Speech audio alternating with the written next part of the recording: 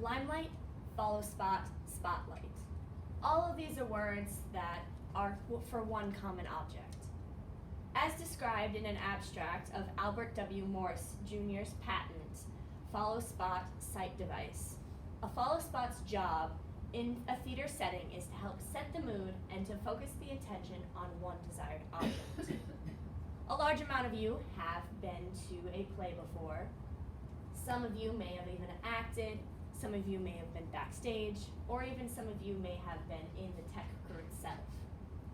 Personally, I have been a spotlight operator many times over the years in many productions. My latest one being in the Beauty and the Beast production of this last summer. Now, through this, I've gained a very interest in the subject, and so I've decided to research it, and through this personal experience and research, I have this speech for you guys today. I want to cover what a spotlight is, what are some of the extra effects, and how the spotlight technology has grown over the years. Now, what isn't seen isn't heard is an old adage that Stephen Shelley uses in his practical guide to stage technology. This explains that humans tend to be more focused and understanding of what they can see. So when a spotlight highlights an actor who is the sound of the source of the sound, it creates the idea that we have to pay attention to them.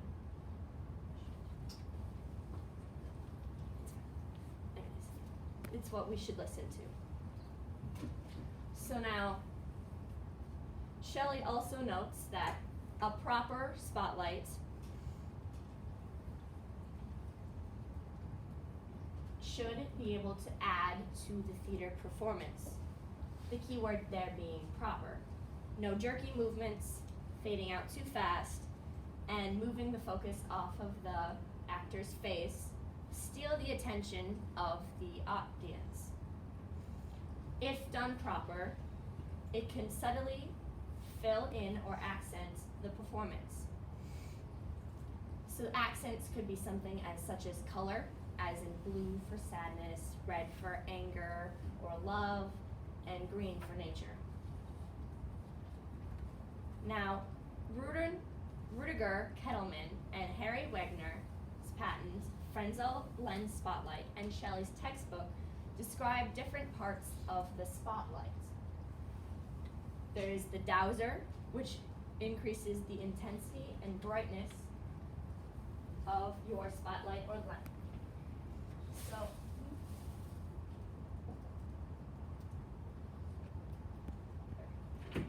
the dowser is this top lever up there, and that increases your intensity or brightness. So how dim you want it to be, how bright you want it to be, depends on the mood and the setting. Next is your lens, which is in the front part up here. Teachers, please send any and students who did not have their is picture taken yet. Ask if they've had their picture taken in the first session in September. If they did not, please send them to the south lobby. that lets you focus the lights onto the stage. Next is the chopper, which is also up there. And that will cut off the top and bottom of your circular spotlight to make it more square. You can use this for group settings to make your spot a little larger, or to cut off light from any of the backgrounds that you don't want lighted up. The next thing is a color frame, which are these levers right there. The color frame, or boomerang, or also known as a color magazine, is the different color gels that you use to color a spotlight. As I mentioned earlier, green, red, blue, and so forth. And lastly is the iris, which is controlled with this lever right there. It changes the size of your spotlight, how small you want it to be to how large. Now, there are 5 iris sizes mentioned in Shelley's textbook. And each one is based off of some theme or ideal that you want to have covered in your show. A full body spotlight is often used in a dance portion of a series. This covers the full head to feet, and it often covers more of that to cover the round, rapid dance movements. Musicals often use regular body shots, which is a head to toe, and that's for less active motion. So there's head to waist, which is often used in opera, and that focuses more on the singer's face so you can hear them. Musicals and operas also use a head shot, which is just the head, and that also focuses on the face. And then there's the pin shot, which is the smallest form, and that isn't always used. There's no specific genre for that one. So now the iris does have those 5, but can also be opened up to larger sizes, mostly to cover up 2 people if they're closer together. Oftentimes, people aren't close together, and if they are, it's not for very long. So, normally in the theater, there is a minimum of 2 spotlights. So, whenever the inevitable duet in most American musicals come up. So now Broadway, as there's many duets, many different people needing to be spotlighted, Broadway tends to have about 6 to 7 different spotlights active at one point in time.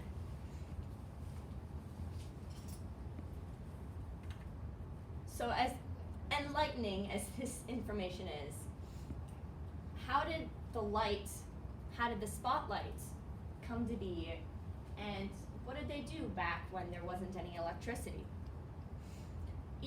Linda Esig's article, A Premiere for the History of Stage Lighting, talks about how in ancient Greece, they would build the theaters so that the natural light could come in.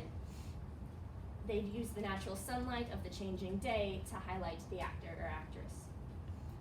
In Renaissance times, often they would use candlelight or oil lamps to give the illumination effect, or as special effects such as stars or hellfire. Now, Isig talks about the two main predecessors for the spotlight, that being a limelight and a carbon arc. So the limelight was built in 1837, and it was used from 1837 to the 20th century. The limelight was oftentimes used to start off. They'd use calcium oxide and they'd burn it in a spot with a proportionate level of oxygen or hydrogen. Now, they switched out from the limelight to the carbon arc lamp due to the fact that if you mix the proportions of hydrogen and oxygen, you could set yourself on fire, which was slightly problematic. So the carbon arc lamp was built in about the 1890s, and it's also referred to as a sunspot. The carbon arc lamp is the first step into electrical theater lighting, because at the time there was no wall electricity plugins, so they would have to use steam engines to generate the power and then store it into battery cells.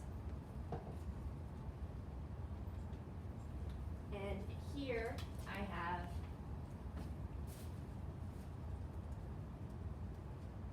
a picture for you guys. That's a limelight. And then here is a carbon arc lamp. And then this one is a patent picture by Thomas M. Lemons. You can see the filament, which helps with the electricity and actually creating the light. And you can see this part is the lens. And this is what you would rotate the light on. Okay. And so today we use something called an iridescent light.